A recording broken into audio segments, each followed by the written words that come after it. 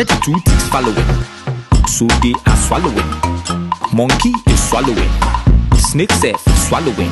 Next, a swallow 2 will fly and come and swallow. You're ever swallow in a hollow gallow, making a whole lot of halabaloo. Jale kalu, we know say you chop the money some, so give me the loot. Do you really want a revolution or just your turn? Hello and welcome to the Ake Festival. My name is Eliza Anyangwe, and I'm so excited to be hosting this panel discussion on a cultural response to the coronavirus in Africa. I'm joined by 3 extraordinary Pan-Africanists, people who will be speaking from a range of perspectives: literature, the visual arts, film industry, to just really understand together. We have all been living through a really tumultuous moment in the world, and Africa has had a very specific relationship to the coronavirus crisis. In some ways, we have felt really privileged to have not suffered the sort of extent of decimation that we have seen and death that has come from the pandemic as other parts of the world. But at the same time, our societies have really not been built for us to be reclusive, stuck indoors. So many people's livelihoods have depended on us being out of our homes and on the streets and in conversation and in community with each other. So what has it meant for us to go through the coronavirus pandemic as Africans? So I'm joined by Nse Ikpe-Etim, who is a Nollywood star, and then along with her, another Nigerian, Victor Ehikhamenor, who many of you will recognize a lot of his visual work. He's an artist and director. James Murua, who works in the literary space, joining us across the globe from East Africa. So we've got an East-West connection happening and a bit of Central African action. Can I just ask you, in the order that I've just introduced you, to just tell us a little bit about yourselves and where we find you in this very specific moment in time? Nse, can we start with you? Hi, everyone. My name is Nse Ikpe-Etim, and I'm an actress. Okay, I don't know where to start from, but I guess the world's been caught up in a pandemic and we were unprepared, as it were. Personally, I was looking forward to Ake this year, where we would have a lot of fun, get books, keep reading, and then I come in March for work to Lagos from England, and I told I had to self-isolate for 14 days. That felt like a walk in the park, because I assumed after that everything would be fine, and then there was the lockdown. And realized I couldn't go back home, I couldn't work, I couldn't do anything, and I couldn't see human life. Or rather, I couldn't see humans around me, because everybody was either in self-isolation or in their homes, not stepping out. So there was the issue of trying to get food, get water, the shops were closed. I got tired of using the phone to call home. So for days I wouldn't call home because I was all up in my feelings and going through, yes, it was depression really, because you can't explain why you're not home and why you can't see people. I couldn't see my siblings who live here. I couldn't see my mother. And I realized I was speaking to myself every day. I just have the mirror and I talk to myself. So that's about it. I know I'm not a nutter, but I'd throw it to Victor now, and then Victor can start. Thank you. My name is Victor Ehikhamenor, artist, and I write sometimes as well.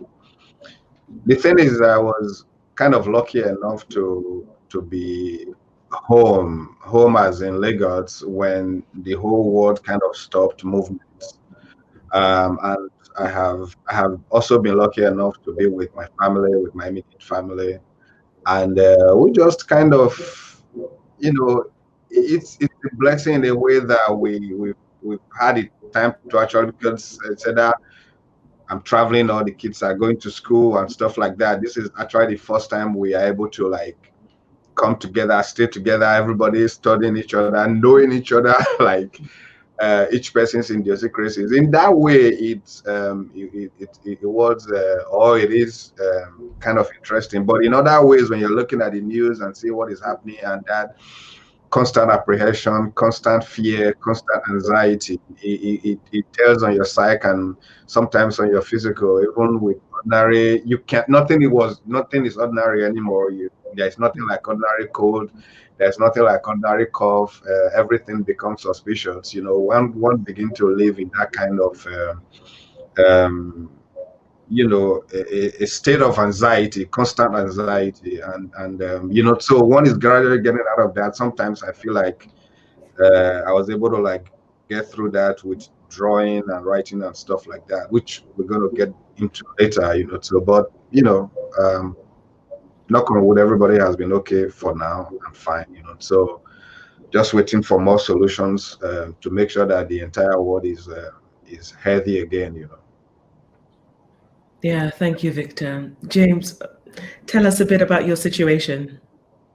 Okay, my name is James Murua. I archive African and Black literature, and I do this by blogging, by writing journalistic articles. I do that by podcasting. So what I do is I archive literature. So when the year began, this is 2020, my year. I'm sure many people said that. And I actually believe this because I had opportunities to do several things abroad. And when the virus struck, I really didn't know much about it. All I knew was that, things were starting to shut down, or were they not shutting down? And my concern was, okay, if this thing shuts down, will I be able to do my things? And so I was tracking what was happening in Europe, and it looked like I'm not going to be able to go to Europe this year. So when that happened, I started looking. That's when the real shutdown started in Nairobi. And I am not going to lie, man. I actually thought that I wouldn't be able to survive the year financially. I was worried that I'll get the virus whenever I left the house.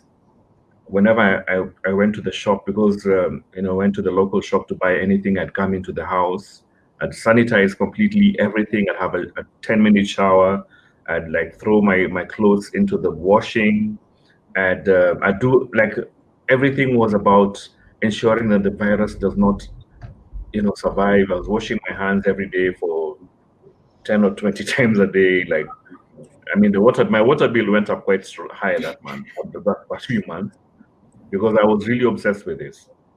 In the last couple of months, it's been a bit less stressful. I don't feel like I'm going to die any minute, which is kind of nice. I don't feel the fear of leaving my house all the time, which I did. And the most interesting part is I actually work from home. So I would have thought that I was better coped. I was better equipped to be able to deal with that kind of a situation, because I work from home. I only go out to do literary gigs, whether it's within the city or out of the city.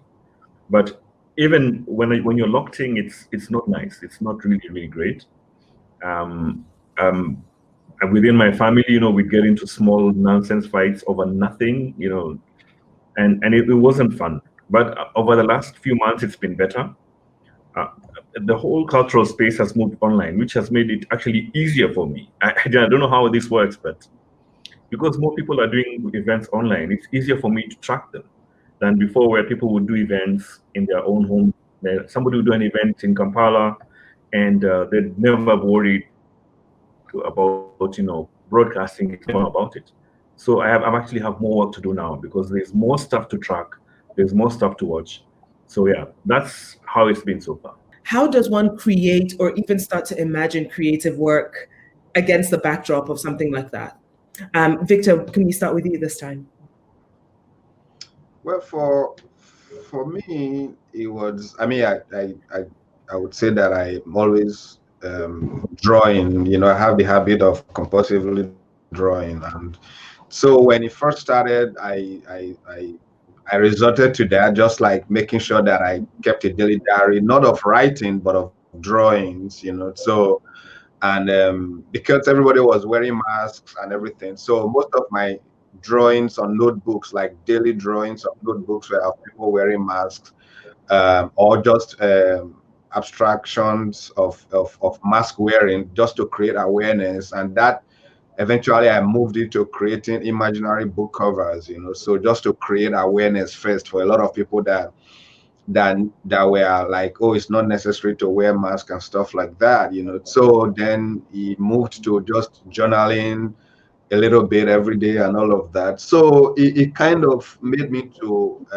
slow down on heavy walks and kind of like brought it down to very little draft work, very simple miniature drawings. And then eventually I quickly moved to like looking at some archival materials that I've brought back from home being the village in Benin, in Ishaland, So I brought my dad's old letters dating back to 1937 and beyond, So I now realized I had this chunk of time in my hand because I was supposed to have traveled, have events in Australia and Berlin that were supposed to like go for within that period of time. So I now suddenly had chunk of time in my hands, so I started reviewing those archival materials, kind of reliving memories and stuff like that. And which was when I started seeing the letters that were written by uncles and aunties during the Nigerian Civil War, So I reflected on that a whole lot for about 4 weeks and did some writing on those things, on the archival materials that I found, So I mean, since then Lagos then got locked down. There was no movement, so I stayed at home. Some days I feel like doing work, some days I don't feel like. Other days I feel like looking at other people's works, So, but I would say that social media was quite helpful because it kept one connected with the community of artists, writers, friends, and stuff like that. And I would also say that it was a time whereby it brought out the best and the beast in all of us in a way, in that sense of the word, So I mean, I think it's still a gradual journey of doing things. I'm back fully to work now because I can go to my studio fully now and preparing for exhibitions, which have been shifted. A lot of my exhibitions have been moved. Some have been moved from this year completely, and some residencies that I was supposed to attend got moved to later in the year. So I'm now gradually, now that things are opening up, I'm moving from that mindset now of creating works to kind of back to traveling again, with a lot of apprehensions and, of course, to take every safety measure into consideration. So yeah. Yeah, and so when Victor was just mentioning about social media, we were talking before, and you had a very different response to, for example, Instagram and the possibility of moving into the social media space. Why? Tell us more about that. Generally, I get apprehensive with social media, and so it brought me more anxiety to just sit down and just watch stuff. I couldn't deal with it because I was going through. My hands paled so bad. I actually took photos. My hands paled in such that I was scared that if anything touched me, it would bleed. It was so. I was gone. It was crazy. Sometimes I'd sit in front of the mirror and just look at myself and say, I am fine. My affirmations got better. Then I found meditation. Then I found peace. It was so weird. And then I'd realize that I'd wake up in the morning at about 3:30, 4 in the morning, and I'd have nothing to do, just me, a kitchen. Then I started baking bread. I'd bake focaccias every day. It was so weird that, and then I wouldn't, because I wasn't allowed to speak to people. Well, nobody said you couldn't, but I was so scared not to talk to even the caretaker in the apartment where I'm staying.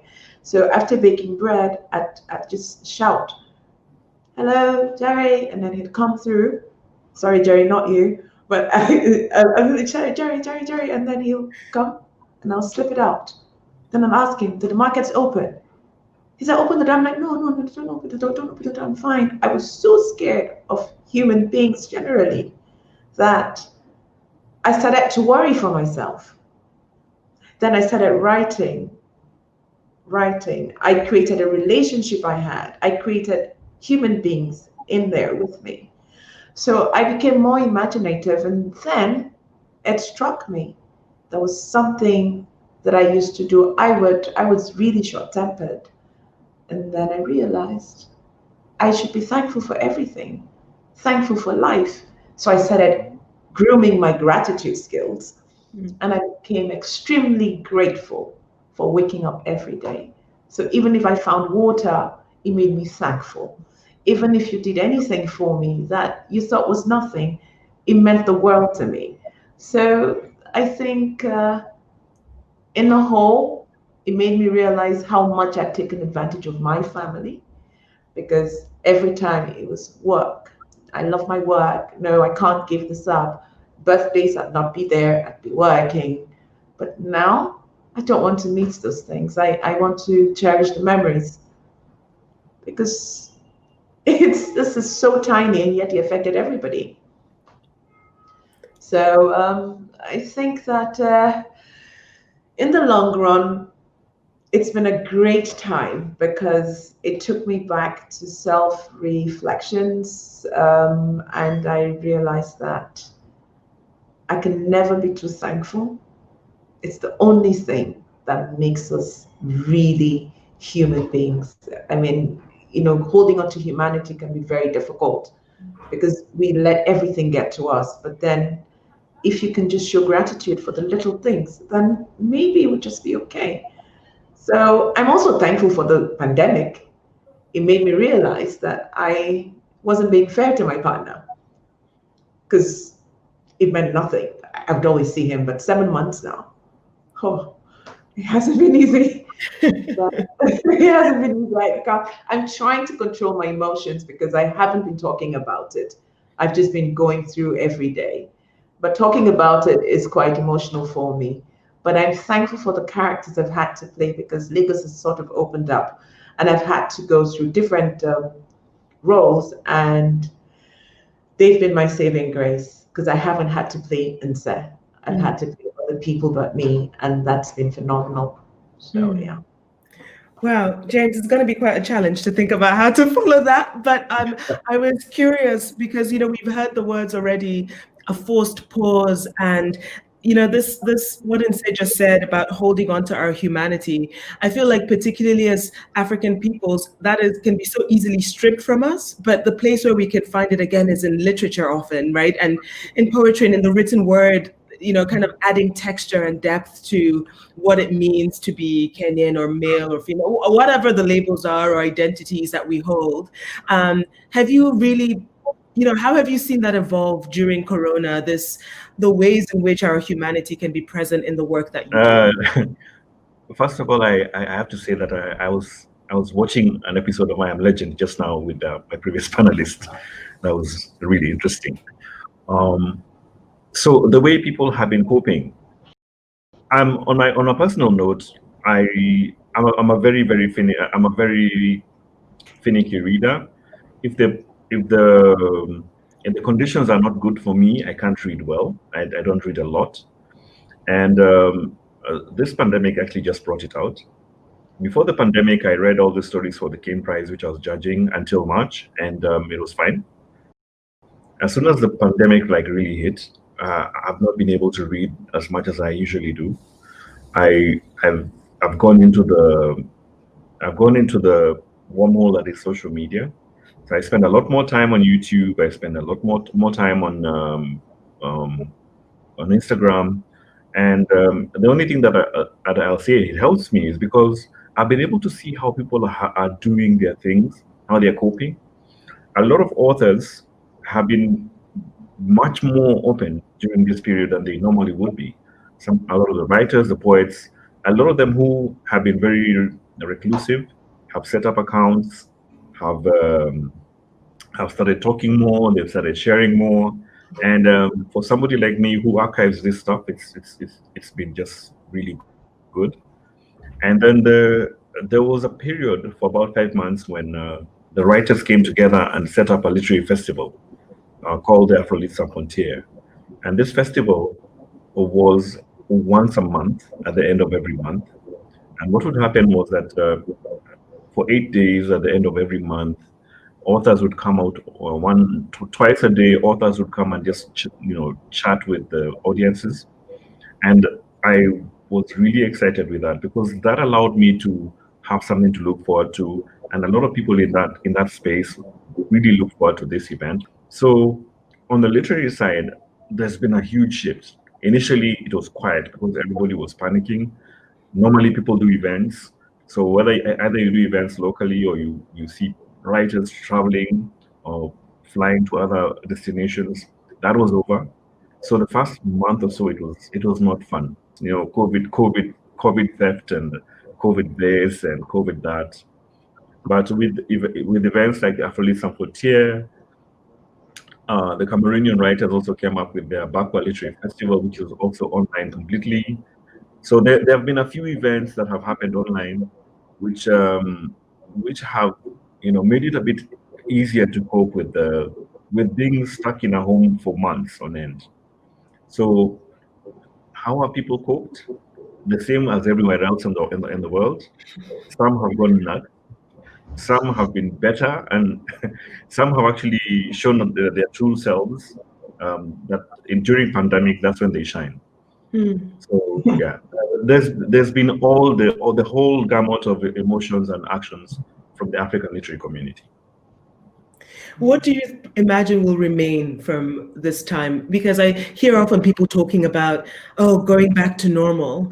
And what I think actually, if we look closely enough, and I've heard each of you say this, is that actually there were things about how we lived before that we might not want to replicate, right? The lack of contact with family members or not knowing our nearest and dearest that nearly or dearly, not being that close to our work with people across the continent or being willing to share it and being forced to do so. Are we looking forward to going back, or can we, anticipate or imagine, and this is where each of you as creatives come in, what is a new way of existing in a cultural space post-pandemic? We're not out of it yet, but we need to start imagining it now, surely. I'm assuming that's for me. So the thing is, the old world, I'm using the word very loosely. The old world, the only people who want the old world to return are the biggest beneficiaries of the old world, and that is not the majority of us. So very few of us want to go back to the system that was before. What this pandemic has done for a lot of us is that we've actually sat down and looked at the world the way it is. This is why the Black Lives Matter movement blew up when the police in Minneapolis murdered George Floyd, because everybody was sitting in their house and they had the time to sit down and watch this video of this tough video coming out of the United States. It would never have happened in the past because everybody has things they're doing. They're running somewhere. They're doing something. So for the first time in a generation, everybody had time to sit down and watch this video. And this is why this movement had a new lease of life. It's been there for years, but this is a new lease because we had the time to sit down and look at who we are as people, as a family, and as societies. Yeah. I know, for instance, that I read a report that there'll be 25% more divorces in the UK than from last year, because people have been forced to live together and realize, this is not who I think I live with. So it's going to change it fundamentally. Will it change it completely forever? I don't know, because we are still in the middle of it. Yeah. What I do know within the African literary community is this was a movement. It was a movement because we normally hear, when we hear writers, it's either we're Anglophone or Lusophone or Arabophone or Francophone. Yeah. And for the first time, from the time I started tracking African literature, and I started tracking it for about 10 years ago, this is the first time I'm seeing the communities of all the different communities on the continent coming together and trying to do things together and trying to engage across. So I think this is going to be a year that we will not forget soon, as we see collaborations across the language groups, across nations that never used to speak before, across regions, across everything you can imagine. So I think on the literary side, it's actually a big shift. It's going to be difficult now to say that I'm going to do a literary festival now, and I'm only going to have English language speakers at this festival, and you have access to speakers from another language who can come in, who will be involved. So I think that's the most fundamental shift in the writing community. Nse, Victor, would you like to add anything? Like he said, the truth is, this has brought a lot more people together. We've also realized that collaborations work. You can't go it on your own. You can't do a lot of things on your own. You need other people. We're beginning to appreciate our African brothers and sisters. We had a fight together during the pandemic, which is us, like he mentioned, George Floyd's death. We're beginning to realize who we are as Black people. And this has nothing to do with where you're from. It's our race. If you feel threatened, we speak up. We're saying, it's time for you to listen to us.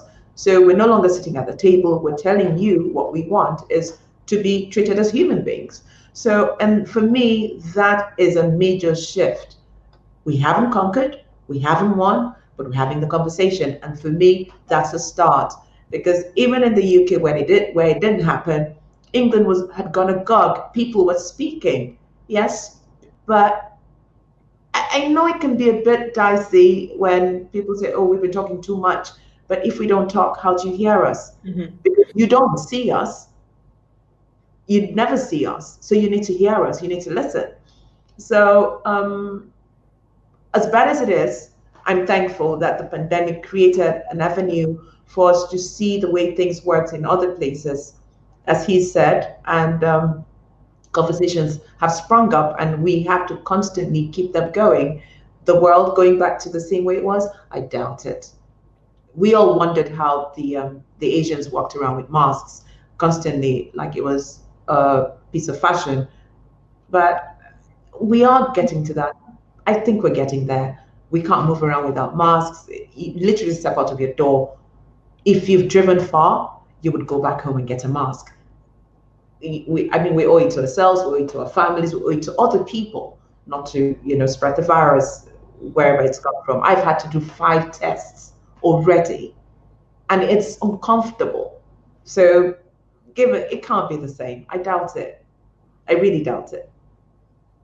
Interesting.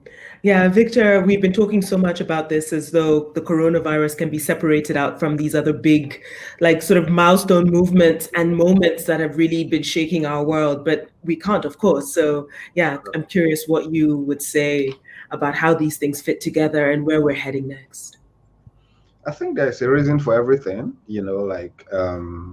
it's even too, I wouldn't say it's too early to say we know what the post-pandemic is going to look like. It's like when 9/11 happened, nobody knew that you were not going to be able to travel easily. You have to be at the airport by like 2 to 3 hours before anything. We used to like run to the airport and be able to dash through and show your ticket. But now that is no longer the case. You have to take off your shoes now. That has become normal right now. We are still quite speculating like, oh, this is how life is going to be and that is how life is going to be. But one thing it's going to do for a whole lot of people is that it will change work habits, because now a lot of employers, a lot of workers have now come to realization that they can work from home. They don't have to necessarily like be on traffic, fly across continent for a 2-minute meeting that could have been held the way we are doing it right now. By now, we will be in Abeokuta or we'll be in somewhere in Lagos physically and jumping up and down, but we are doing it this way, So 3 years ago, you would never have thought that this is how we are going to like execute Ake, So it's a bit too early. Also, is actually like giving us the opportunity to reflect. When a lot of people talk about what is happening in America, it's just that now is when it's being documented and it's being distributed electronically, but it's not new at all, So, but I'm glad that it's happening. I'm glad that technology is helping to be able to like see this social ills that is happening around the world. We're able to capture them and share them and be able to talk about them, and hopefully we are finding solutions to these things. And the way that things are being documented is deterring people from doing and being inhuman to their fellow human beings, So when it comes to, like, again, how life is going to be now, how things are going to be, it's a matter of the fact that, like James said, some people are going to benefit from the current situation. Some people will have to adjust the current situation. A lot of middlemen have been blown apart from this whole situation, depending on the industry you are in. The coronavirus has kind of shifted a lot of middlemen. He has made people to readjust. Like, there are some industries that are doing very well. There are some other industries that are not doing very well. So when you look at it economically, people are going to readjust. People are going to, like, go back to their business plan and look at it and see if it's the best that is working for them. I mean, a lot of bankers are working from home right now when you go to the ATM and all of that, so it has forced technology upon us, really, you understand? I guess because the same way you would say that some wars have made weapons, people that make weapons to look into different ways of making weapons, is the same way that this pandemic has made technology to, like, look into different things. Who would have thought that we will be using Zoom instead of probably like Skype, you understand, So a lot of things are just new players are coming into the game, old players are trying to adjust and stuff like. So there's just way too much things happening right now that it's too early to say this is how things are going to be. Are we going to go back to what we call normal? I don't think so. But then again, you have to ask yourself, what exactly was normal before? Right. So absolutely, human race is abnormal when you look at it from different perspectives, depending on where you are standing. So that's how I say it. Absolutely. I think it's been so interesting to imagine for ourselves, whether it's in journalism or in film or in the visual arts and in literature, how we are processing what's going on now. But if you were to be critical, if you were to be like, actually, you know what, given what the moment in time the coronavirus has shown us about the state of the world we're living in, the state of our own nations and our own communities, is your cultural community, has it gone far enough to really call out perhaps or challenge some of the realities that we're living in? Would you say that we're doing enough? I mean, there's a sense, and I don't necessarily even mean politically, but you could understand it that way. There are so many crises that overlap, right? The environmental, the racial, the health crises, all of these things are happening all over the world at the same time, and African people are not exempted from them. Our cultural community is going far enough to really speak to this reality. Okay, I'll pick up. I'll talk about health. In Nigeria, for instance, we haven't got any. We don't have healthcare, and it's very embarrassing for a country that's supposedly the giant of Africa not to have proper healthcare. So, if you're unwell, literally you're on your own, and that is unfair. So the common man cannot afford basic healthcare. The test that I've taken 5 times now, which is in private clinics, would cost about I don't know how much that would be in dollars, about 50,800 naira. That's probably feeding money for a lot of families, probably less. How do you expect them to go test themselves? So the tests are not readily available, and if they are, they'd probably send you back to a private hospital so you can get it a day after, or 24, 48 hours. But then the other one will probably come after 2 or 3 weeks, and then you can't work. I work in an environment that's got human beings. Literally, you have 20 people on set, for instance. Yes, we try to keep a social distance, but it is close. It's about $131. $131. That's about how much a test costs. And spending power is not that much. So who are you going to test? Is it only the rich? Are they the only ones that are available? Is it only the politicians? It's a very dicey thing. And if only all the monies that they're claiming to spend on this pandemic was put into one hospital, then maybe would have had a headway. But instead, I'm thankful that no one can fly out. Well, in it together. So you're not going anywhere. You're not going to any hospital. You're stuck here. So you deal with it. And it's so amazing to see how all of a sudden someone's thinking, oh, I'm not going to get out because I don't want to get it. But you haven't provided a single healthcare system for the people, because you know you've got a private jet to get on and jet off to another country where you'll get healthcare. So tell me what do you think as an actor, how does Nollywood respond to that? How does Nollywood cast a light on it? What needs to is it happening already? This is going to be a bit controversial. So the industry, it will be, but the industry is still growing into a point where we can speak in one voice, because there's little chatters here and there, and so that too is a disadvantage because you cannot go as a body. Although there's a group, Filmic, which is trying to put things together and push for certain things to be done.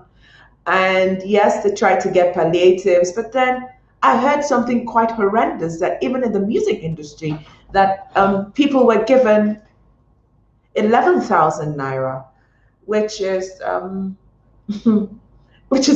laugh. I thought the government was having a laugh at giving people who earn close to 10 million naira for a show 11,000 naira. I need to know what 11,000 naira is in dollars, but my mathematics is not so good, and I'm just an actress. So I will throw it to James. Can you help me? Thank you. I just wanted to jump in here, you're asking, about how the artistic cultural community has been handling this pandemic and what it's done to help the rest of to help the rest of us. And I have to say that I think that this community has done the most.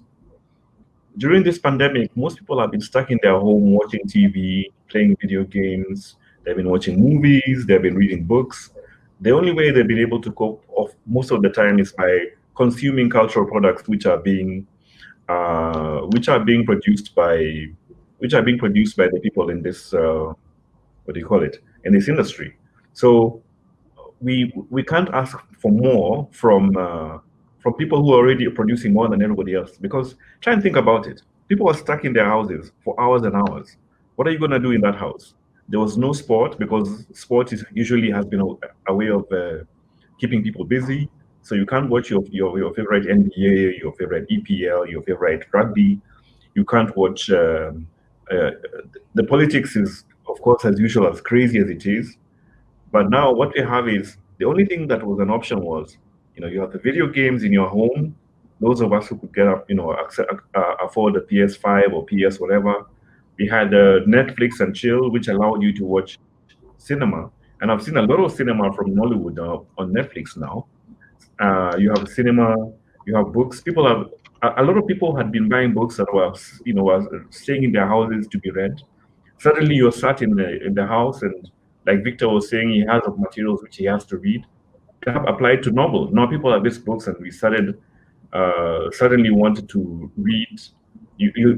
A lot of people started reading more this year. So that is why I'm saying we have actually done the most as an artistic community, and we really can't be asked to do more. We have already done enough. Anything else we're doing is an added bonus, especially if you consider how little the artistic community gets from society at large as a whole. So we've done more than we should. So that's my submission.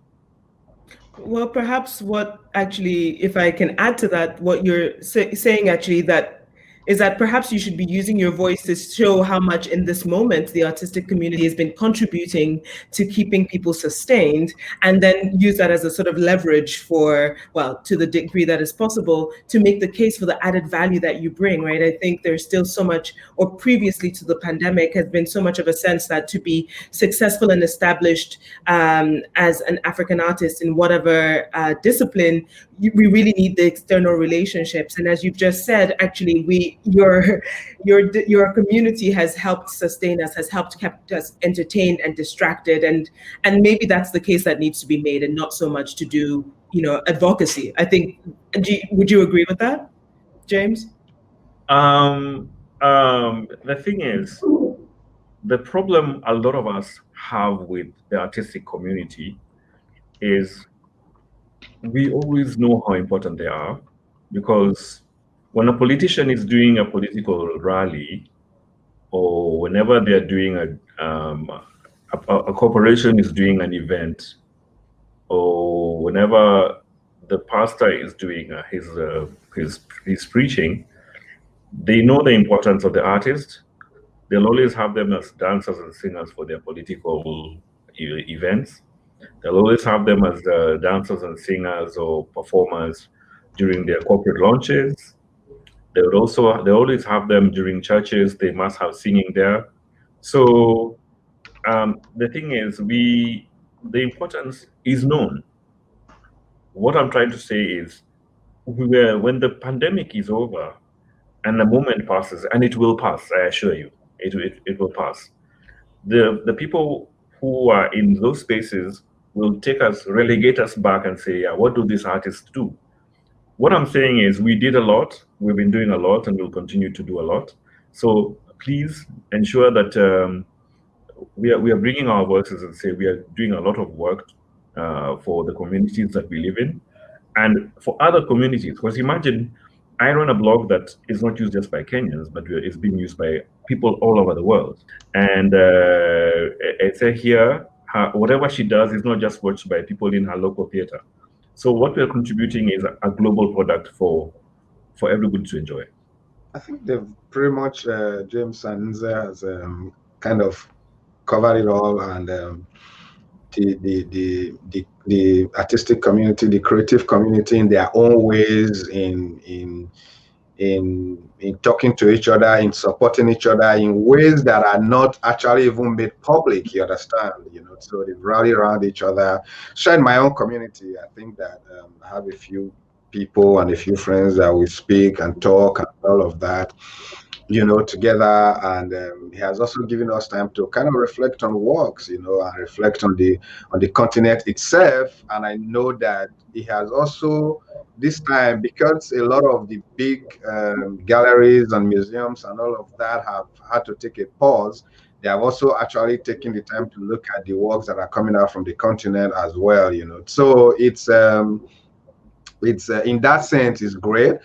But the only sad aspect of this is that I don't know that a lot of governments are learning or doing anything about what is happening or what has happened, to know that health is really an important thing, that there is going to be a time when even those in government can't really travel and fly out and jet off, like Nse said, So I think hopefully they're able to, especially in my country here in Nigeria, hopefully they're able to look inward and begin to look at the healthcare system in a more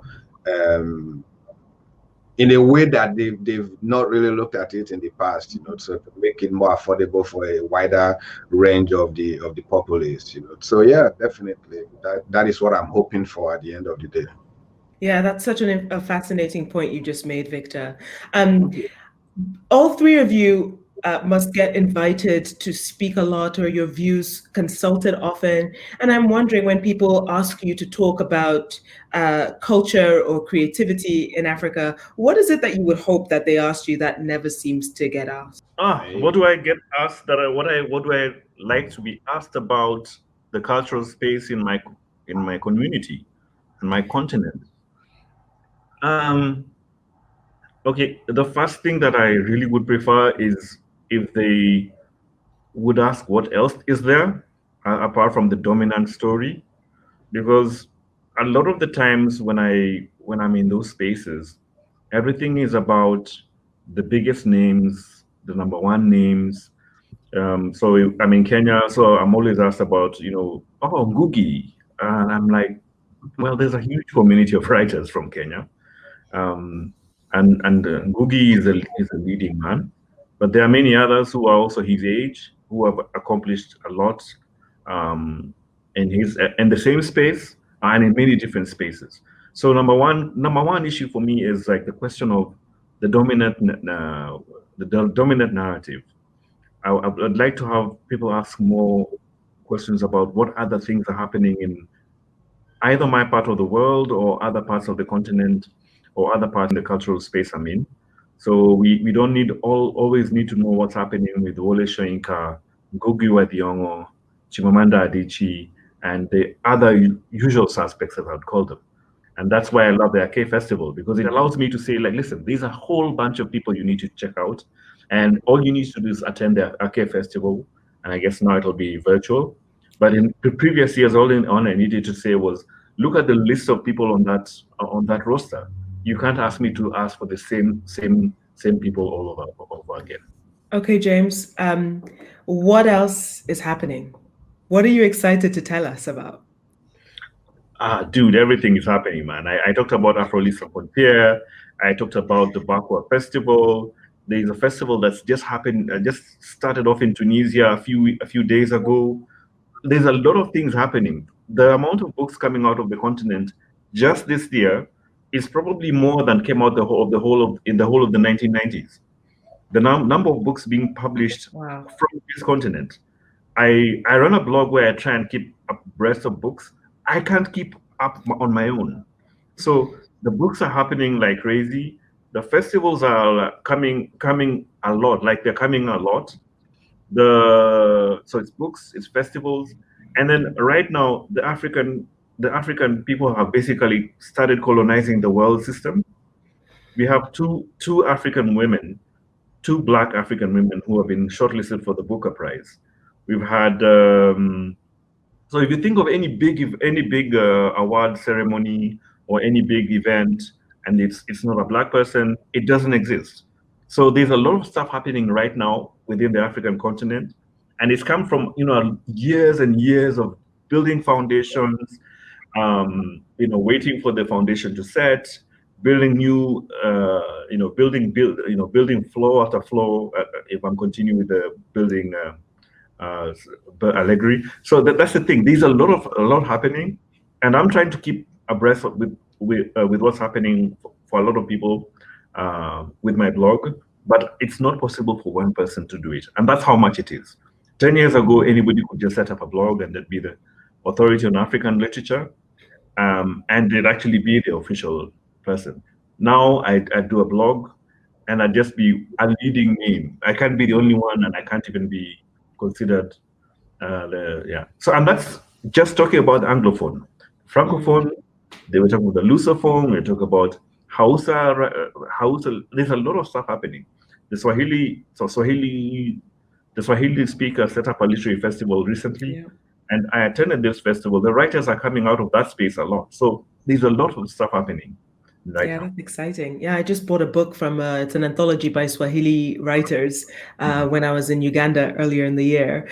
Victor, same question to you. What is it that you would love people to ask you about that, so that to create an opportunity for you to talk about that never comes up?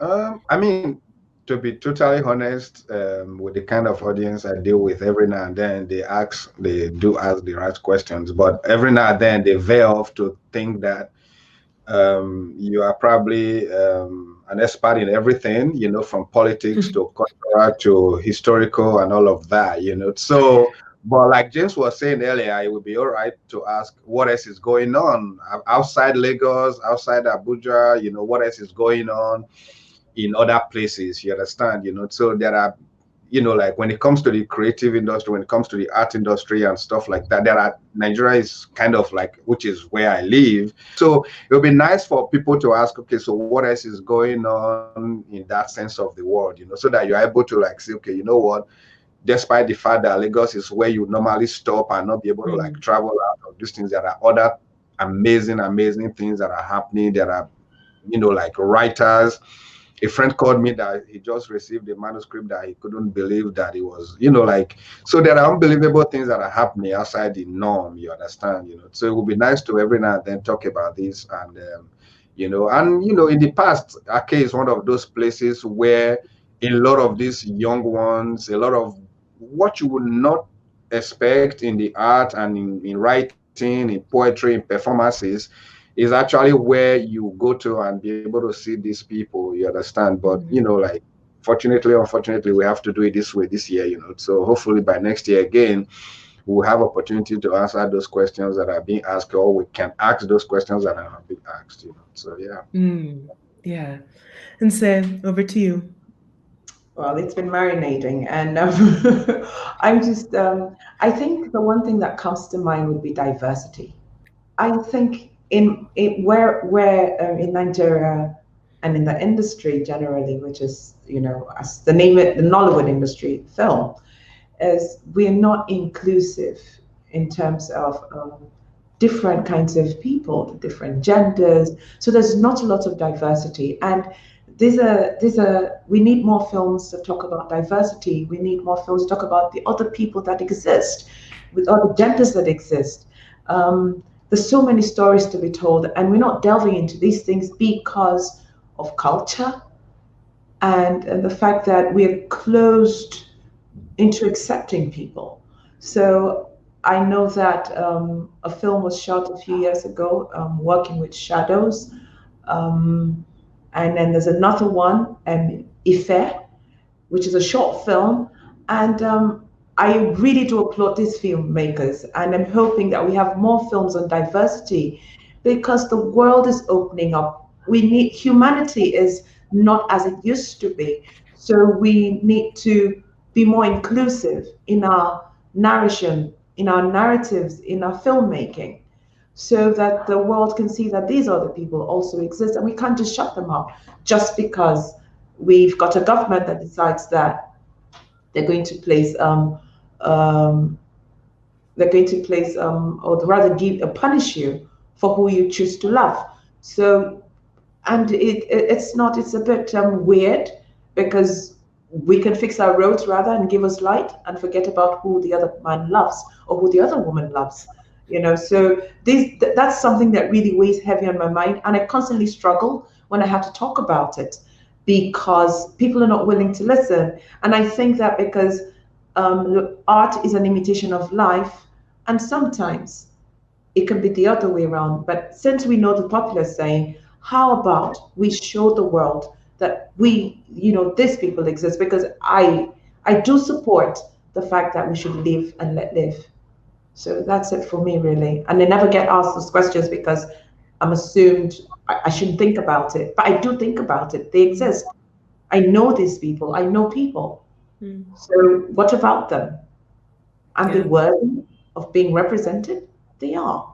The theme this year for the Ake Festival is African time. And I can't believe that I've waited this long into our conversation to ask you, what does that mean to each of you? What is African time, as you know, from your vantage point?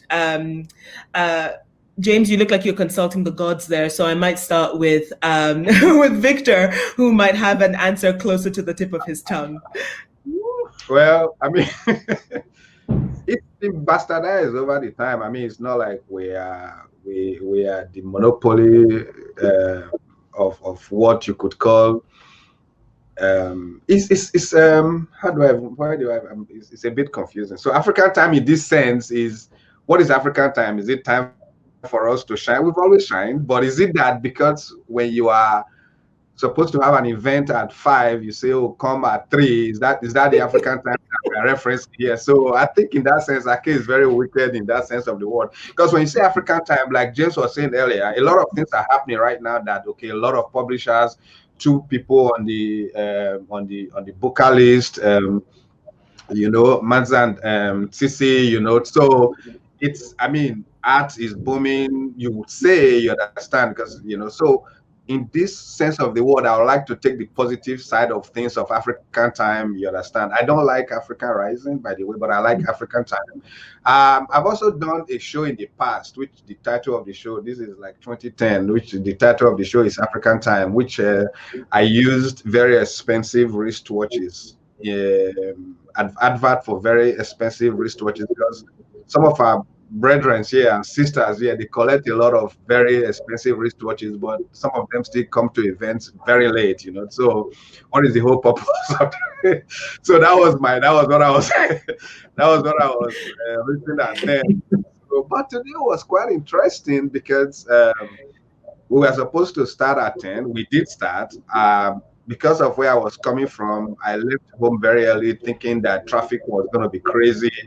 And I got here quite early. So African time doesn't hold water for me, So so I take it from the fact that African time, the way I came in it this year is that this is time to shine and do all the great things, So that is what it means for me in this particular time of the African time. All right, panelists, the challenge to you is to not just agree with him. What would you like to say? Yes, and what are you going to bring on top of that? So, James, how are you understanding African time? Shakira, it's time for Africa, I did not see that coming. Okay. Yes, I had to go to a Colombian singer to talk about African time. The thing is, African time for me it's really simple. There was a long period when we weren't there as societies in all of the different sectors. So we weren't there we weren't there in sport, we weren't there in health, we weren't there in education, we weren't there in politics, we weren't there. Everything was fractured and everything was all over the place. Some of the sectors are starting to get their act together. Not some of them, some of them are like the artistic community is starting to get its act together. I think the sports people now have started to get their act together, and it's about starting to get their act together. So it's time. For me, African time is how we are now getting our act together.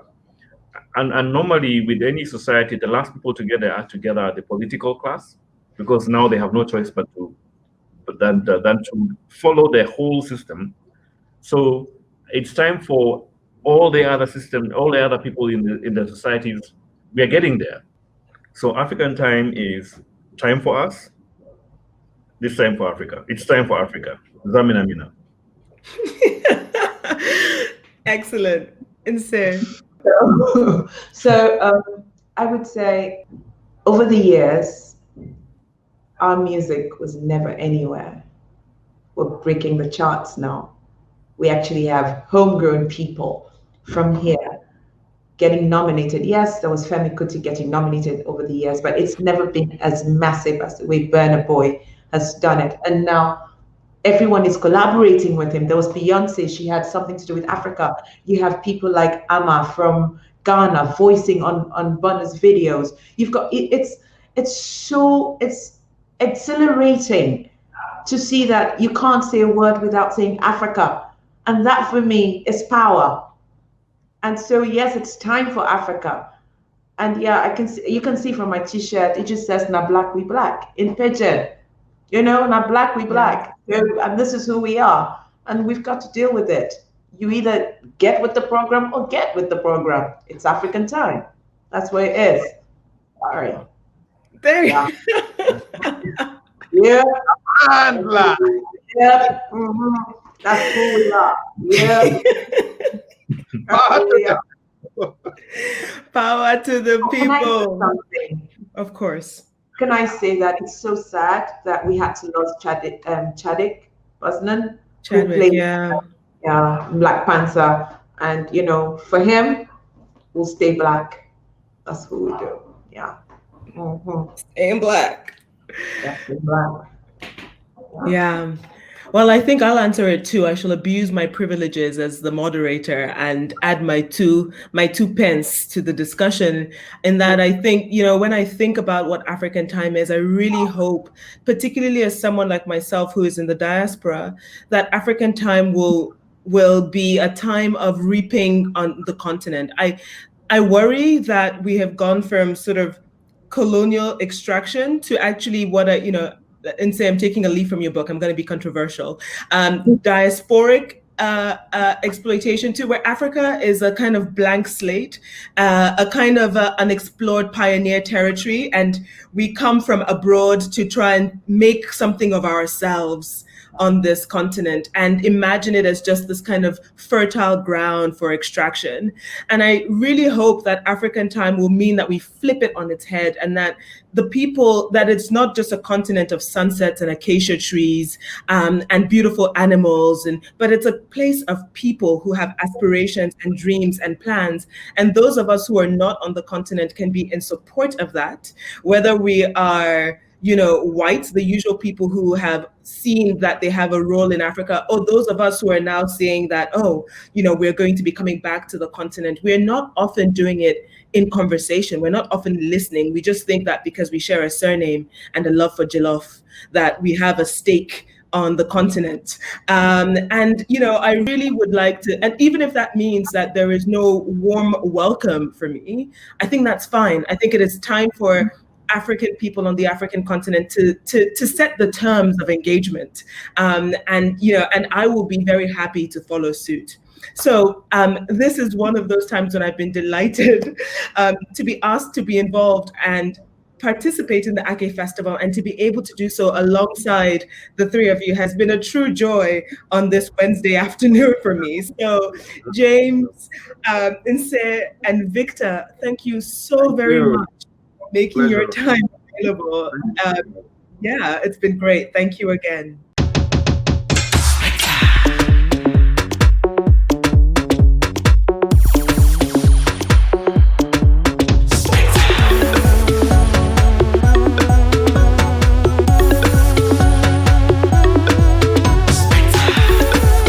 That 5 minutes madness only you can understand.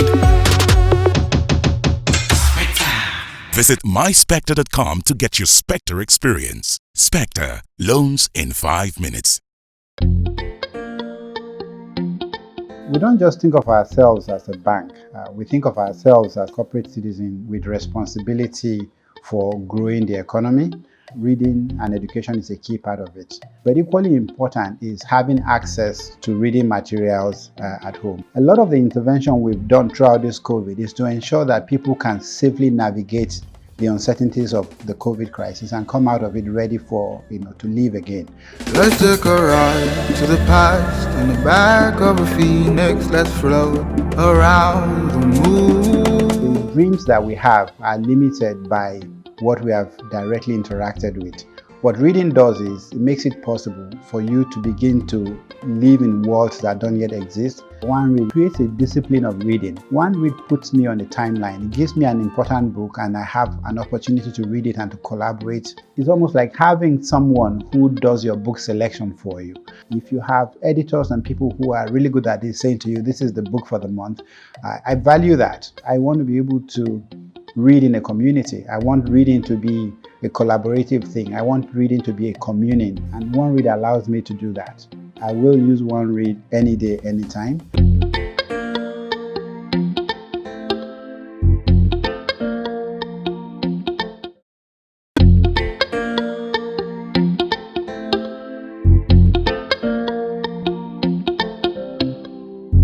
If you ever need a new place to go, you can join me in a world of words. When it seems like I'm nowhere to be found, if you look, you'll find me in a book.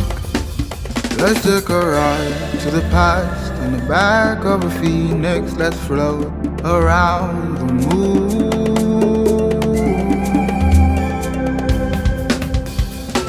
You'll never be alone, now you know where to look. Find me, find you, find the word in a book. You'll never be alone, now you know where to look. Find me, find you, find the word in a book.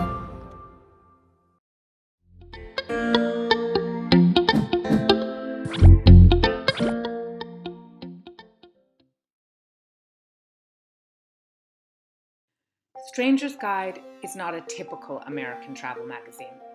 Our mission is to dive deep into a single location, commissioning work from great writers and photographers, famous individuals, as well as up-and-coming new voices.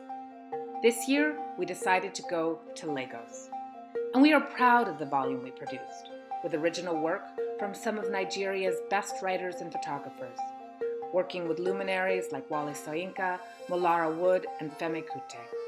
We think this is a very special volume, and we're so excited to bring it back to Lagos.